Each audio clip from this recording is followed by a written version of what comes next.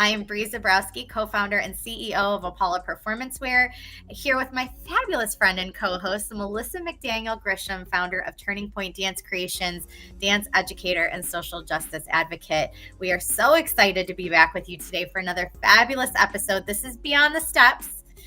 This is the show we talk about all things impacting performance athletes, from racism and gender inequities, sex abuse and prevention, nutrition, psychology, medicine and science, you name it, we cover it. We ask one question every week and invite one guest expert to join us, and we have a conversation and share perspectives. And really, this show is meant to get you thinking and create evidence-based resources and information to give you a platform and a foundation to kind of research more on your own and get your brain thinking and your wheels turning, because when we know better, we all do better. And that is the premise of this show. So we're excited to be back today with a dear friend, Gina Harris, another incredible partner that we have with Apollo this year. But she is the founder of Cheer Coach Academy. Melissa's going to talk a little bit more about her in a second, but we're talking today about how you build a solid cheer program.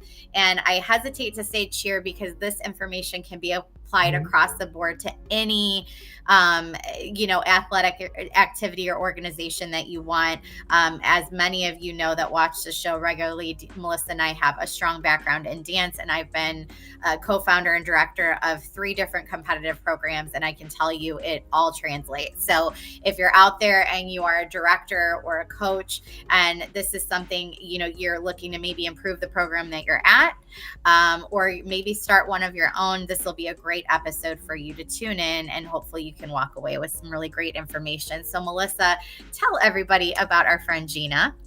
We love inviting new guests, especially after 5 seasons. So yeah. I am super excited to introduce Gina.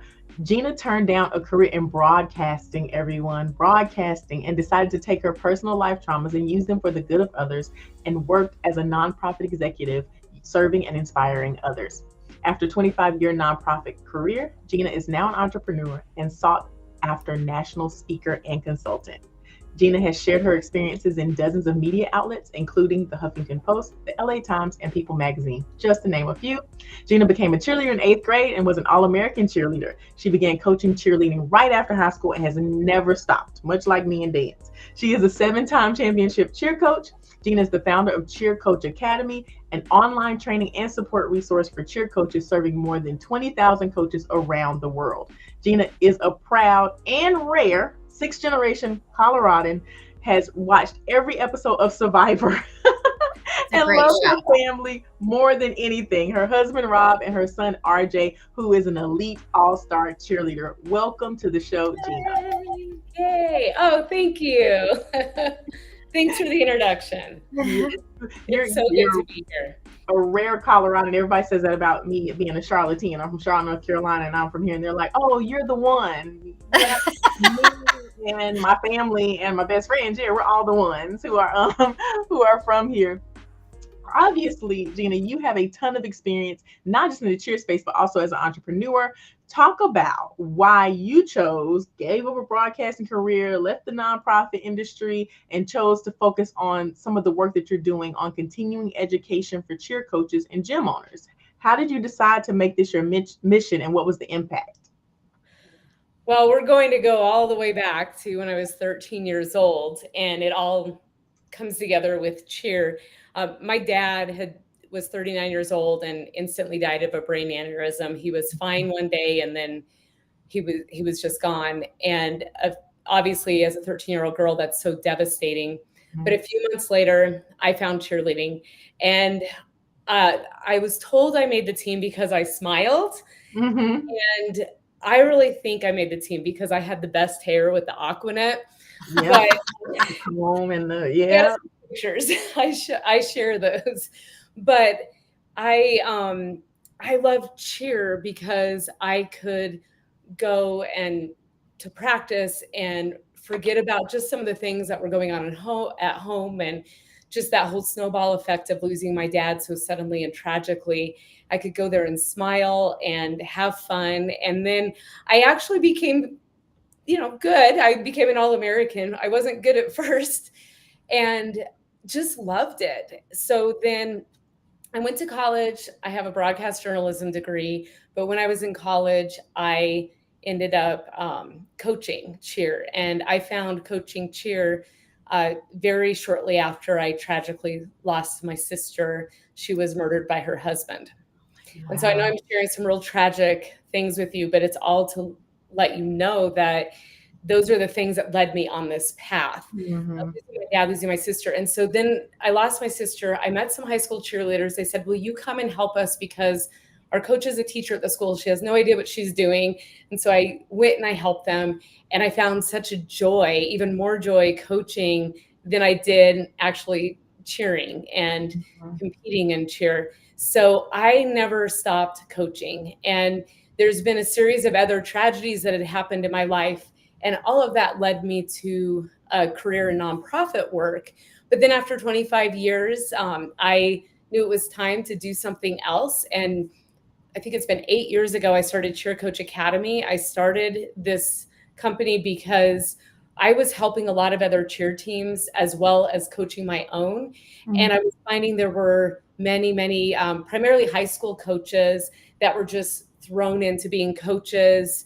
They were voluntold to do it. A teacher at the school, somebody had cheered 20 years ago. So, oh, you must be able to coach.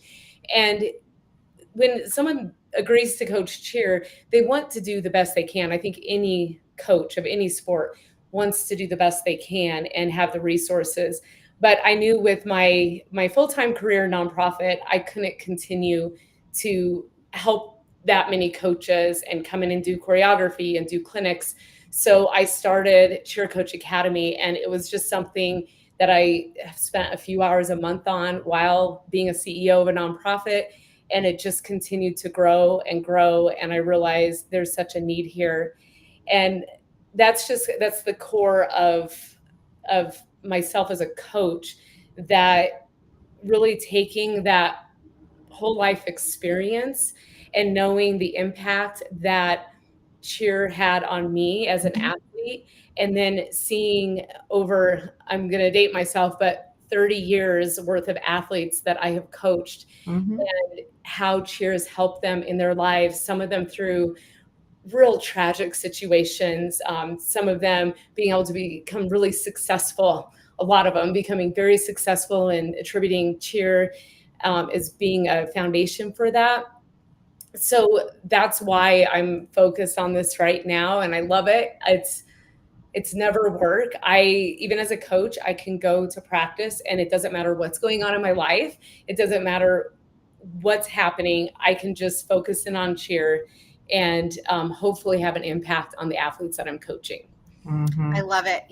Paula, a lot of people may just be realizing this because they're seeing us pop up on all their ads, but we just started really organically. We've supported cheerleaders for a long time, and cheer athletes and gymnasts and every other athlete you can think of, and regular people with foot pain and all the things. But cheer has been a new segment for us this year, and it's gone incredibly well. And I think one of the parallels that we're finding um, with cheer, when we compare it to our journey in building and scaling in dance, is that it's the same. There's no accreditation, there's no requirement to be a cheer coach. A lot of the education is recycled over the years, and we have tons of data and scientific research and things that we know that we didn't know 20 years ago or 30 years ago, that have really changed the way that we look at treating these athletes from the inside out, head to toe. But yet, when you become a coach, you really teach, you only know what you know, and you teach the way you were taught, and you coach the way that you were coached. And it's not always like the greatest approach, right? And so we have to, having resources like yours available, where we're kind of providing all of these more current resources and information, I agree, it's so much needed. And I'm so glad to see that you're doing it and that you've been called to do this work. I think it's just really important. So we're going to ask you today, and we're going to pull on that expertise a little bit. If you're somebody out there that you've been coaching for a while, or, maybe you're just thrown into this role, what are the top 3 things to consider as you start to build a cheer program for it to be successful, for it to be a healthy, stable environment, and competitive, because frankly, it is an insane amount of options out there in terms of programs, and very much like dance, again, like it's really hard as a parent to know which one is legit, which one is your kid is going to get good training and be well taken care of. And there's all these scary allegations floating out that we, in the gymnastics world and the cheer world and the dance world, of things that happen, and how do we avoid those pitfalls? So where do we start? How do you lay that solid foundation so that your program is a healthy, competitive, it provides good training, and it's all these things that check the boxes for people when they walk through your door? This is what I talk to coaches about, and even my own athletes, is know your identity. Yeah. Now, if you don't know who you are, if you don't know why you're doing what you're doing, then whatever your other reasons may be, is it just to win? Is it just so you can have control over something? And you have to really dig deep and just think about, why do I want to do this? Because if you're not in it for the right reasons, those wrong reasons will start trickling out. And through my decades of coaching, I've had those unhealthy places in my life where I'm like, gosh, I don't know if I'm doing this for the right reasons. Mm-hmm. And so it's really more of an internal look is the number one, hands down, foundation that you need to lay, because you have a huge impact on the athletes you're coaching. And so if you're not healthy yourself, and you don't have to be perfect, if you're not healthy yourself, then it's going to be difficult to have that impact on the athletes that you're coaching. So that is the most important part, and something that you need to self-reflect on every year. And I have this program, it's a free program, it's called Your Best Cheer Year Yet. And I think it would work for dance coaches and instructors as well. But just really reflecting on the year, what you learned about yourself, how you've grown, and then what you can do to improve. Mm-hmm. And that's something that I've made a regular practice of myself. Even after all of these years, I already have things this year that I'm looking to improve. So you need to make sure that you're doing this for the right reasons, because those wrong reasons will just come out in some form when you're coaching. You can't fake it for that long. Well, so yeah, I want to touch on that, because this is so prevalent in every athletic activity again, but speaking to it from a dance perspective, when you're coached, I agree with you. Everybody does the best they can. I don't think there's a coach that sets out and it's like, I want to harm kids. I want to be a horrible coach, right? Yeah, I don't want to be a horrible coach, and I don't want to destroy lives. I think, for whatever reason, it can become that over time, like, inadvertently, but I don't think anybody sets out to do that. They only know what they know. But because 20, 30 years ago, we didn't have the same information, and because of all the reasons I said earlier, there are some toxic patterns of behavior and ways of thinking, ways of looking at eating and body image and improper stretching techniques, and all you can lump in so many things to this conversation, but there's things that are just learned and repeated. And like you said, if you can't break yourself of those ways of thinking before you go in and start coaching and building a program where you're directly responsible with impacting these young lives, you're ultimately going to start passing those toxic thoughts and training techniques onto this new generation. And that's where I think we see, like, the intent is great, but we see this spilling over of still to this day in 2024, things that are just not healthy for these young athletes. And it's because when you go backwards, we're just repeating information. Mm-hmm. We're cycling through, right? So when you say be healthy, I think we have to take all of that in consideration. Mm-hmm. Yeah, absolutely. And it goes unchecked too. Like you're taking on the program the way you used to run it and the way the person coached you, but no one checked you and said, hey, so the way they coached you was not healthy. Right. You almost have to rely on yourself to go, I don't think that was right. I don't think that was great. Yeah, and when you only have resources that you have at your disposal and you don't know what else is out there, it's really tough. So I really think that it's so valid that you said that, Gina. I love that you said that. So what is number 2 for you? It's building a foundation for your program. So what will be your core values for your program? And I think every coach is different. And this kind of goes into what you had touched on as a parent looking for a program as well. Now, I'm highly competitive. And so that's one of my areas of growth because I want to win, but in my heart of hearts, I want to invest in the athletes that I'm coaching and help them be stronger individuals for the future. And so I've had to learn how to balance that. Like, we're going to work hard, we're going to be competitive, but not let that side of me always come out. But can you do both? Do you think it's possible to have both? I think you can.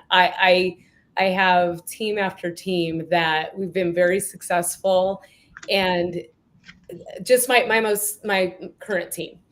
This is my 4th year at this school, and my seniors, I had them stand up at a parent meeting just to share what they've gotten out of cheer over the last 3 years, so people could understand.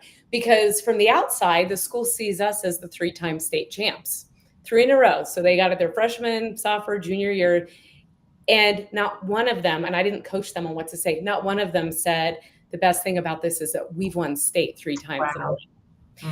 They talked about the discipline they've developed. They talked about the work ethic and the time management and the family they have within the team and how they get along. And as they were talking and then they were done, I looked at the parents and said, none of them mentioned the state championship, but that was pretty cool too. But to know that they're going to be graduating this next year, whether or not we win state this year or not, but to know that they can stand up impromptu and say, this is what they've gotten out of the program. And not one of them said it had to do with winning 3 state championships, which is a huge accomplishment. They realize it's the journey that they have gone on these last 3 years that have made them better human beings, and they're going to be stronger in their future, whatever their goals may be for the future. So you can have both, because I feel like I'm living the dream right now with this team. They bought in, and they worked hard. My first year with them, I said, we're contending for a state title this year. And they're like, no way, none of us have ever cheered before. And we're a small 2A school. And I'm like, let's just work hard. Let's see what we can do. And they did it. It just goes to show that when you have those values lined up, when you have everybody bought in and on the same page, the winning is a natural byproduct of that. And I think winning, when we talk about values and setting values for any program, I just had this conversation last night with some soccer parents, and I've really been thinking about this a lot. I think the goal of winning, it really gets a bad rap. Like, when you're honest and you say, like, I want to win, I think that gets a bad rap. I think there's a difference between wanting to win and winning at all costs, right? Those are 2 very different things. But if you're doing anything competitively and you're paying thousands of dollars, 100%, number one, the values and the way we're teaching it and training come first. But like I said, winning is a byproduct once you have everybody bought in. But if we're doing something at a competitive level and throwing all this money at it, and you don't want to come and win, what are we doing? Right. Like, why are you doing that's level? Where I'm still a little bit of there's still a little bit of a gap between like me as a parent and some of the parents in our program is like, you still have those people that are like, well, it's fun and this is just learning. And I'm like, that's implied, because we're here, right? Like, we all chose to play competitive and throw thousands of dollars at this thing, and like, our kids really want to do this and they've decided that they want to do this. So the want and the fun, it's already there because we're here. Like, it should be fun to show up and do this every day, or we shouldn't be here, right?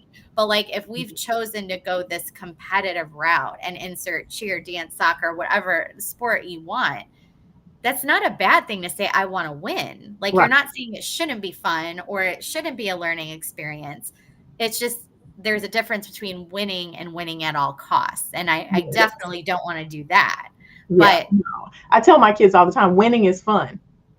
yeah. So we should, so like, what are we doing? Like, don't sit here and tell me you like losing every week. Like What's wrong that's with part of the you? fun. Yeah. Winning is fun, but I think that what I try to impress upon my parents in my program is, yes, winning is a part of what we do, but it shouldn't be prioritized any higher than the discipline and the learning. Like those are equal priorities, if not greater priorities than the winning. So when you get into a situation where you're like, oh my gosh, we didn't win, I'm leaving the studio, I'm leaving the gym, or I'm leaving That's the wrong. team, Right. or like, that's wrong. Are you comprehensively looking at what your child is getting in this program, on this team, at this gym? Or are you just looking at winning? Because if you're jumping for winning, there's a lot of shady business that goes into this competition and strategies that have nothing to do with training, in the terms of the way people register for competitions and the numbers of kids that they pull in. And there's multiple locations that have the same team name, but they're very different locations and they're run by different people. But that team gets the cred because all of a sudden you start seeing that team everywhere, but it's not really the same team. But it's, people just recognize the name now. And so, yeah, there's definitely some things that have nothing to do with training that go into that like winning mentality. But I'm more talking about like the people that are like, just winning isn't like, it's not okay. Like there's this negative connotation to saying that I want to win. And I think where Gina's at with building that list of values, and it's the key is having everybody bought in, because I think like where we're at in soccer, there's some people that are really hungry for it and want to push and want to do everything they can and show up on time and be early and do extras and really be focused at practice. And then there's some people that are like, missing practice pretty consistently, being late to games and, all of those things. That's not the same value system. So the byproduct, which is winning, is never going to be easily attained because not everybody's bought in at the fundamental level. And so I hear that's what you're saying. Correct me if I'm wrong. Yeah. And that kind of goes into the third one. It's the communication. I'm very clear, and I coach high school, so it's different than being in an all-star cheer gym, which I'm a mom of an all-star cheerleader, so I know that perspective. But I'm very clear. And a lot of these parents grew up at a time where it was, oh, yay, we have little cheerleaders on the sideline, and it wasn't as competitive at that school level. Oh, they're full-blown athletes. Yeah, they're amazing. Yeah. I'm very clear, and I do say I want to win, but these are our values.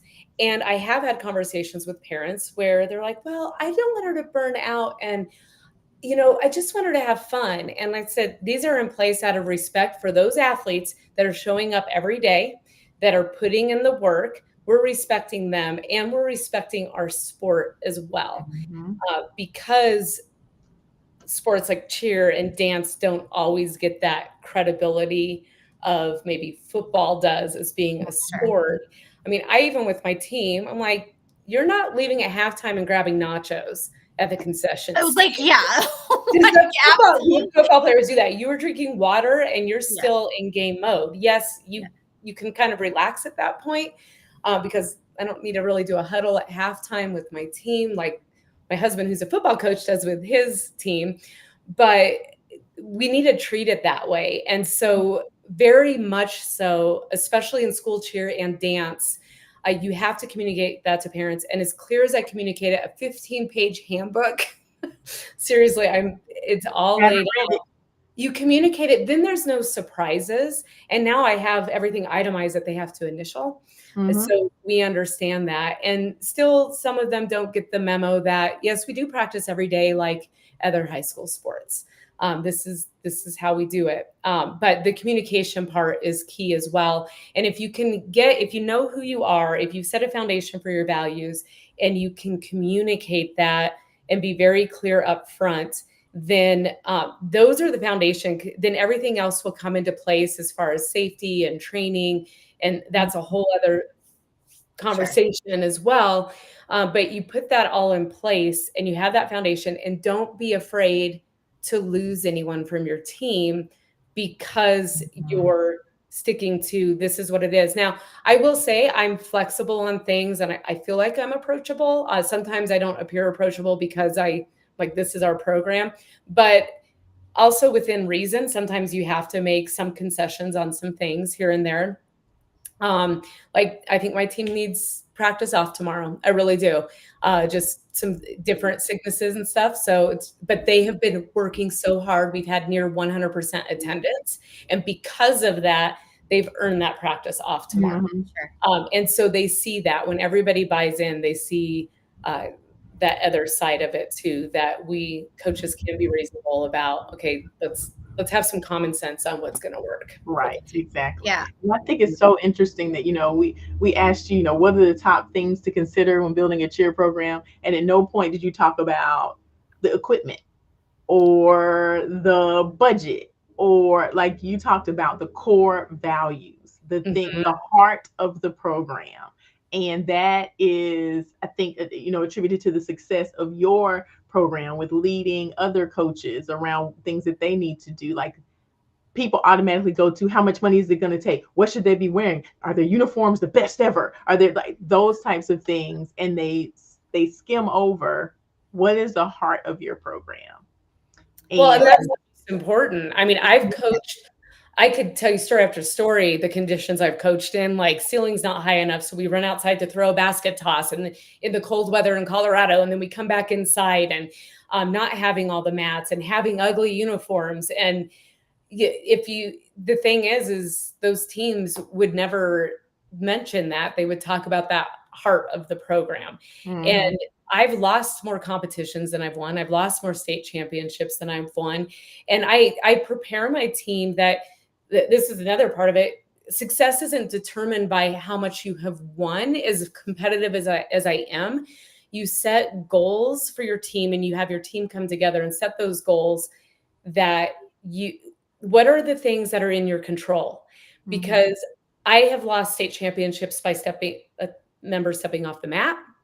I've lost state for a hair bow falling out. Back at that time, it was a 5-point deduction. Wow. When tenths of a point separate teams, 5 points for a hair bow falling out. So I can tell you story after story. So the goals for your team should always be, while you want to win, should always be the ones that are within your control. We want to hit 0, no deductions in our routine. We want this transition to be really clean.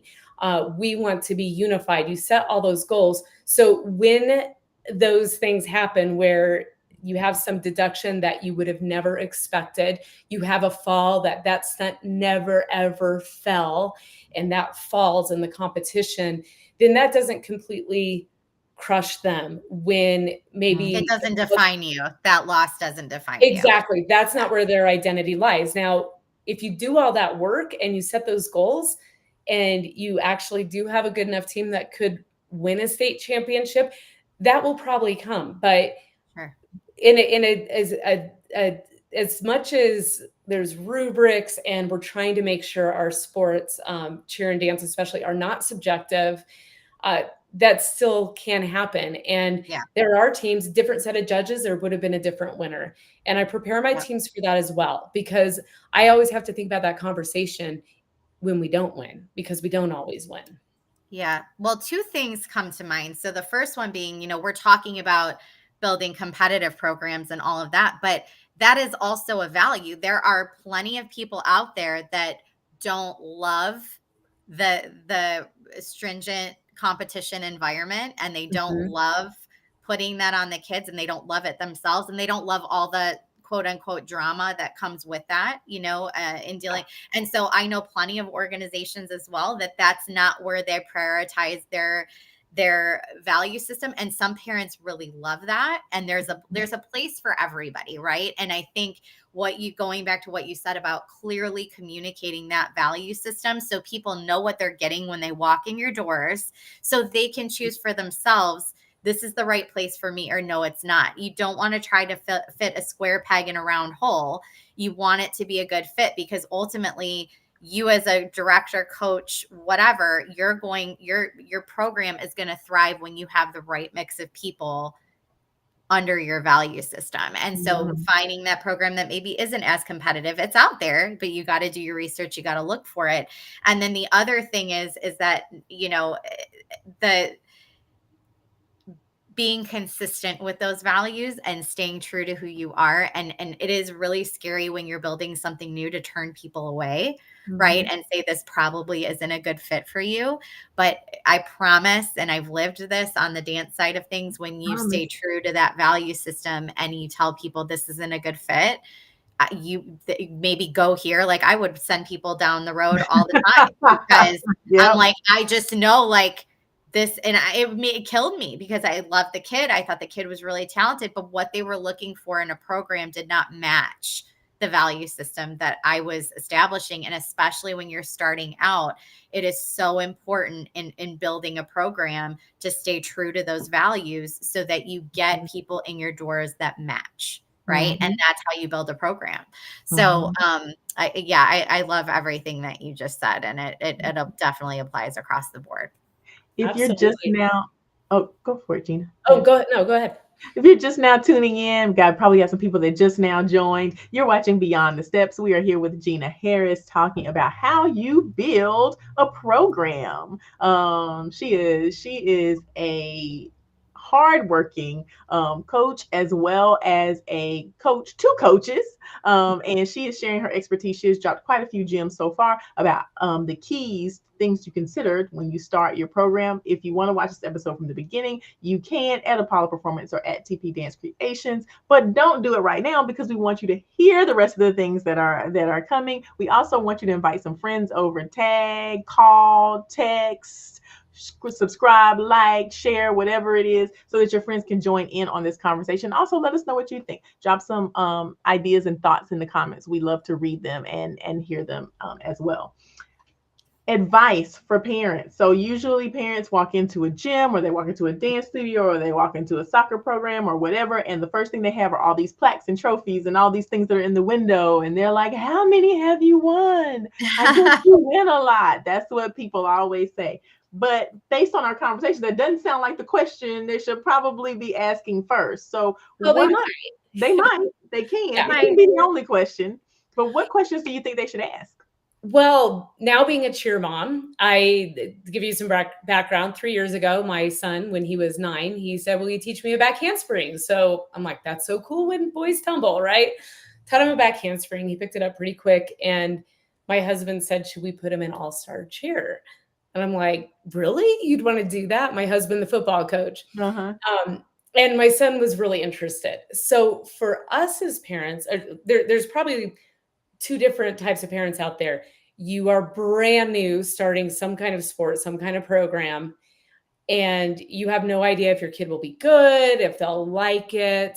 But then you might have an athlete that's further along in their development and their skill level. And so for those of you that are new to it, for me, I knew a value of our family is we want to go to a program that wins.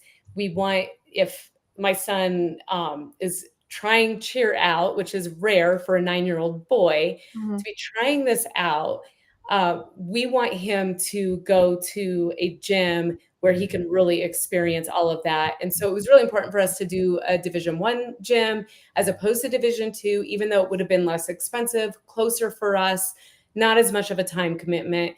But that's our values of family. Now, there's many families that would just prefer, let's just go real small and we'll go to a D2 gym. And not to minimize D2 gyms, because there's many that are amazing. So you need to see, like, do you want a bigger gym or a smaller gym? For us, that was just our journey. I had no idea within 3 years my son would be throwing level 6 tumbling skills. So then now the whole part of the journey is, okay, what's his future and what programs are for him? And so it's really unique for him because he's a male athlete. And so having a male potential world co-ed worlds team for the future, that's important to us. But he could have done cheer and said, this is really fun. And maybe he would have moved up a level or 2 within the last 3 years and been content. So you need to see your skill level of your athlete too, and kind of what the future is. But when we first were looking, we weren't looking at he's going to be on a world's team one day, because we had no idea. So if you're new to a sport and you're looking, then of course, like the values of the gym, them laying out what their expectations are, don't be scared off by that. I think the more expectations that they lay out, then they're up front and it's on the table and you know what you're getting yourself into. The last thing you want if you're new to cheer or dance is to go in and you think, oh, this is great, we just practice on Tuesday and Thursday, and then you find out all this other information, like right on practice. Yeah. And so don't be scared off by a long contract. I mean, because a lot of gyms will have you sign a pretty lengthy contract of what you agree to. Actually respect that, because they thought that through and they're laying it all out and they're not surprising you. And you're going to get sticker shock at the cost, but be happy that they put it all out up front, because there are programs that they're like, oh yeah, we also need this money for this and that money for that. So look at that as well. And then you obviously want to make sure that has that gym been in trouble, the coaches, and now you can research that information. And then what kind of safety protocols do they have in place? Do they have policies that coaches are not alone with the athletes? And, how do they handle injuries? How do they handle for cheer, like stunt progression? I've gone to competitions and, there may be a level 4 team out there and they have no business doing level 4 skills. Like it's not ready for competition, and it's not good advertising for the gym. So gym owners, you may have a lot of athletes that are like, we want to move up a level or we're leaving the gym.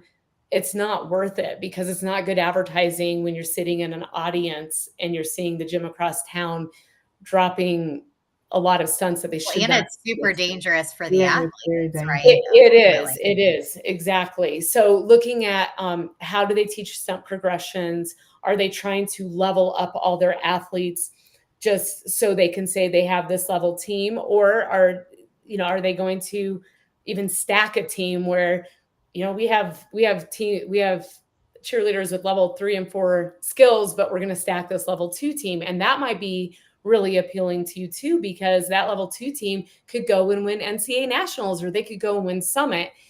So that's once you get a little further along. When you're just starting off, for cheer, you could go into, a novice program, prep, elite program. There's, a lot of different options. But if your athlete is a little further along in their skill level, you may want to look at that. Is it more important that if they have level 4 skills, do you want them on that team? Or do you like the idea of, okay, they can be down a level and that team's actually going to probably have an opportunity to win? You'll have to look at those things too. Yeah. There's so much. But and asking honestly, and I have to say this, I feel like I have to say this because of, Apollo and what we do and what we stand for, but also what kind of flooring do they have? What kind of equipment? If we're seeing so many avoidable injuries in the cheer space, so many, which is why, Apollo, the response to Apollo is so great, because we're literally here to mitigate that. Right. And that these athletes are just struggling with debilitating ankle and foot injuries that are just going to be with them for the rest of their life as a chronic pain. And a lot of them don't have the proper equipment, the proper footwear, the proper flooring in the gyms. There's so many things to take into consideration. So how is that space doing everything they possibly can to make sure they're protecting the bodies of these athletes? And that's another question that you should probably be asking too. Gina, how do you avoid, because this is inevitable, you start a program, you build a program. How do you avoid the pitfalls of comparing your program to other successful programs out there? Do you have any advice on that? Yeah, I know it's really hard to do, but when you start looking at other programs, you're taking your focus off your own and really focus on what makes you unique. And there's, different programs, they have different personalities, and you only see what they put out at competition, what they're posting. You don't see what's going on behind the scenes either. And so you don't want to compare their highlight reel to what's actually going on at your gym or within your program. So I really advise just try not to compare. Be content with where you're at. And some of the most successful cheer programs I've seen have been the ones that have slowly built and they've gotten better and better. And be okay with where you're at that point. Even with my teams, when we go on the warm-up mat, it's so easy to look at the other teams on the warm-up mat. Oh yeah. And I don't tell them to look or not to look. I just say, if it's going to make you anxious by watching the other teams, just don't look. Don't do it. But be secure in who you are. And that's why we start with the foundation of your identity. Why are you doing this? Because you know what? You're not going to be the best at everything. You're just not. And even the program that you think is the best, they're not the best at everything either.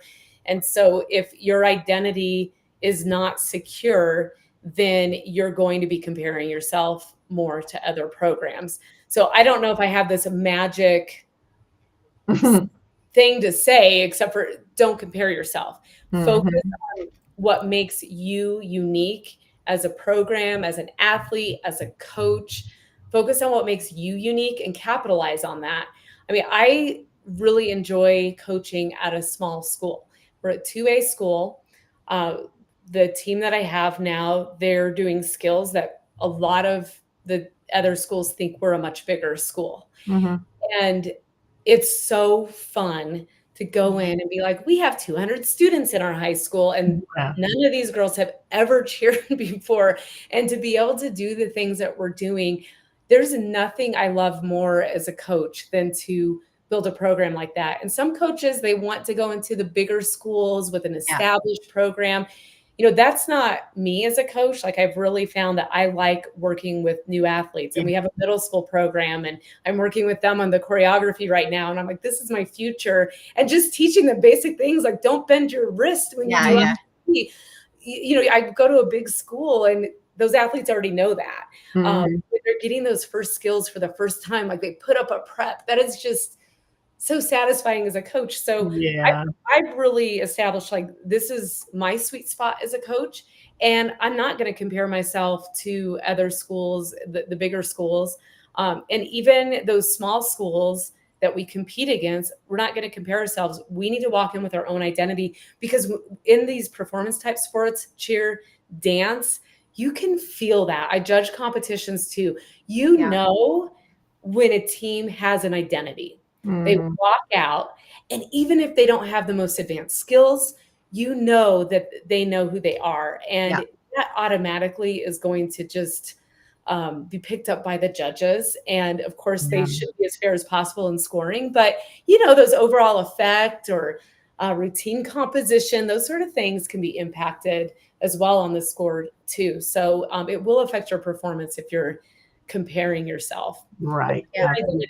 Go back to we just did a show last week about comparison and trying to keep up. So totally understand that. Do you think it's helpful to be part of a gym as a coach first before you start your own program, or can you do it independently?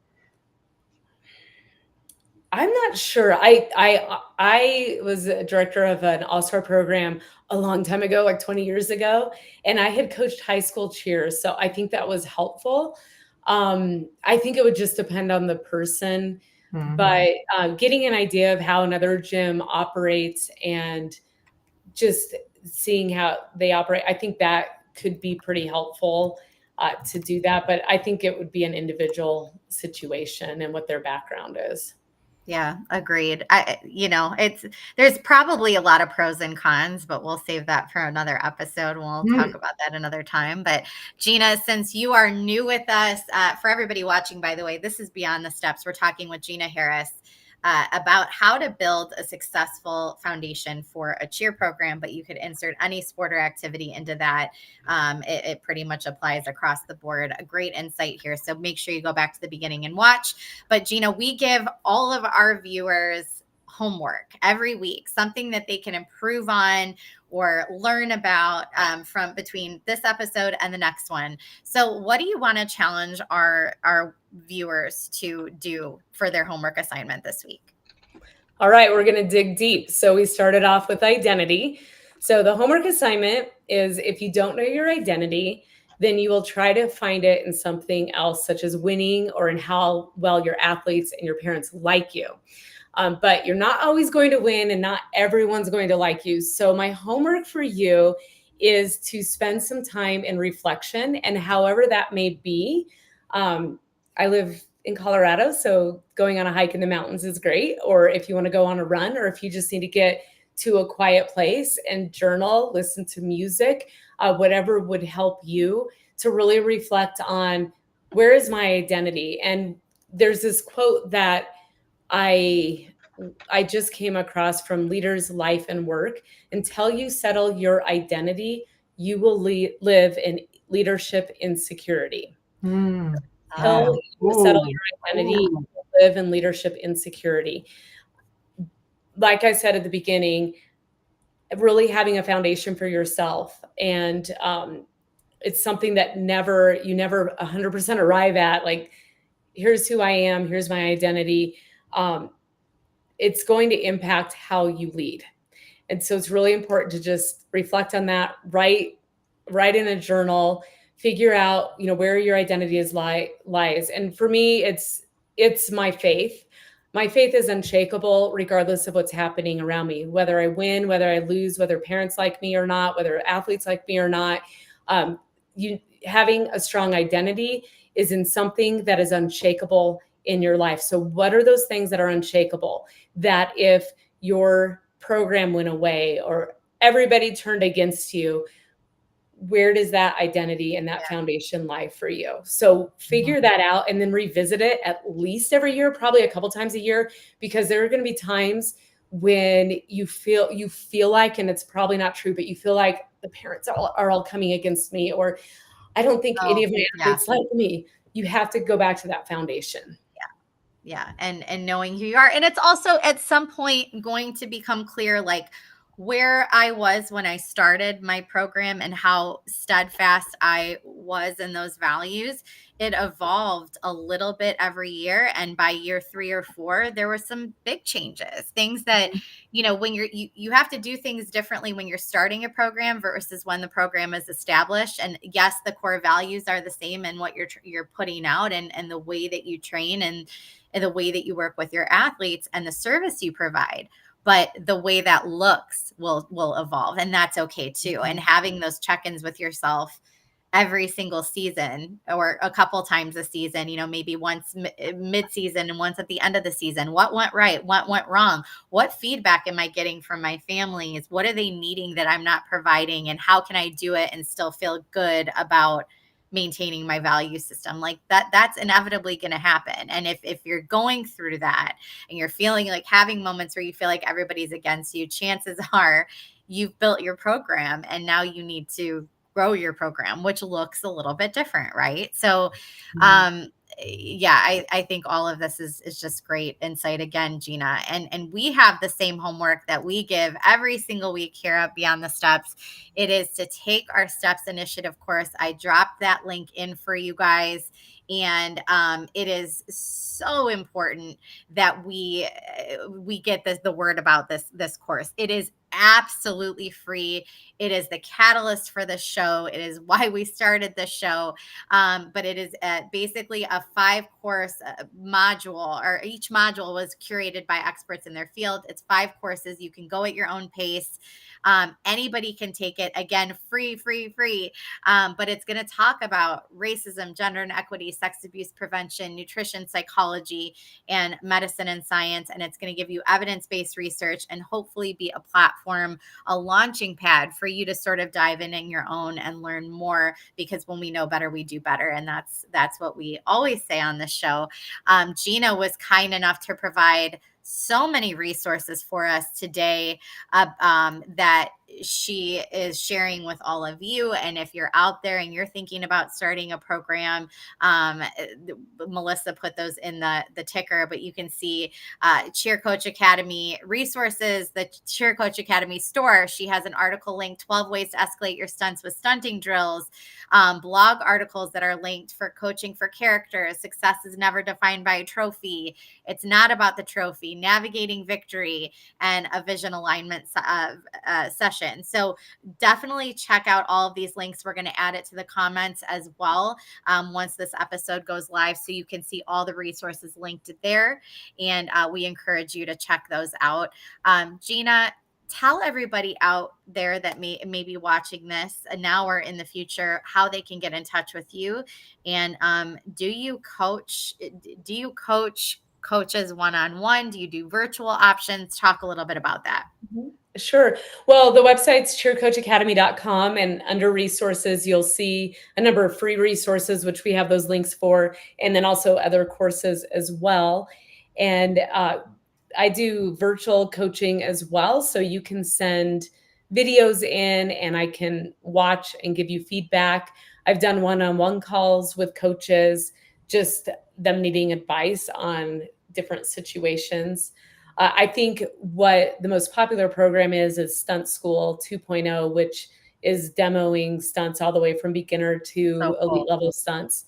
And so a lot of the coaches like that as well. But there's plenty of resources. It's all on the website. And I'd love to connect with you. We have there's also a Cheer Coach Academy Coaches Forum on Facebook. So we have, I think, 6,000 coaches that are on there. And can anyone join, or do they have to be a member of Cheer Coach Academy? Anyone can be on it. Yeah. Very cool.